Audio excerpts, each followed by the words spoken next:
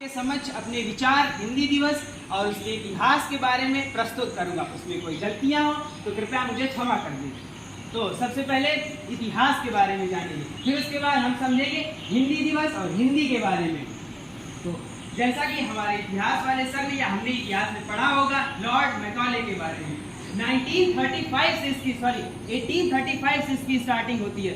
1835 से यहाँ से हमारे एजुकेशन सिस्टम पे हिंदी और हिंदी से रिलेटेड जितने भी सब्जेक्ट्स थे उन सब कुछ धीरे धीरे मिटाने की अंग्रेजी शासन की यही रणनीति थी। तो 1835 में सबसे पहले लॉ लाया गया इन इंग्लिश एजुकेशन एक्ट के तहत, जो लॉर्ड मैकॉले के द्वारा लाया गया था। उनके हिसाब से उन्होंने क्या किया, हिंदी भाषा की जगह पर इंग्लिश को रख दिया। और उन्होंने, लेकिन उनका तात्पर्य ये नहीं था कि वो हिंदी को हटा दें और इंग्लिश को ही डायरेक्ट लागू कर दें। उनका तात्पर्य ये था हिंदी भी बोले और इंग्लिश भी बोले, साथ ही साथ जितनी उनकी मानसिकता हो या बुद्धिमत्ता हो वो सारी चीजें अंग्रेजों के हिसाब से ही चलनी चाहिए। उस प्रकार उन्होंने उस लॉ को डिजाइन किया था।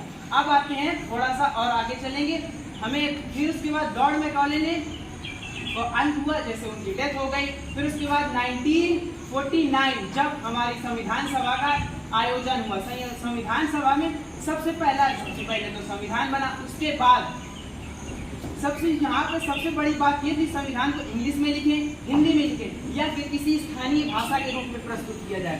यहाँ पर हमारे लिए सबसे बड़ा कर्तव्य ये था, हम अगर संविधान को किसी स्थानीय भाषा पे कर देते तो वो वहीं के लोगों के लिए ही रह जाता। अगर किसी इंग्लिश भाषा के रूप में प्रस्तुत कर देते तो जैसे कि हमारी स्थानीय भाषा हिंदी हम लोग बोलते हैं, किसी को इंग्लिश नहीं आती, तो वो संविधान के बारे में न पढ़ सकता था न जान सकता था। फिर उसके बाद अगर हम हिंदी में भी लिख देते तो जो जैसे कि स्थान हो गए केरल, असम, यहाँ पे हिंदी बोली नहीं जाती, यहाँ पे उनकी क्षेत्रीय भाषा बोली जाती। अगर वहाँ पे क्षेत्रीय भाषा बोली जाती तो ना वह हिंदी समझ पाएंगे ना ही वो उसे पढ़ सकेंगे। फिर उसके बाद उन्होंने क्या किया, हिंदी और इंग्लिश दोनों भाषाओं का चयन किया। हिंदी और इंग्लिश के साथ साथ उन्होंने जितनी बची हुई लगभग 20 भाषाएं और उसमें जोड़ी।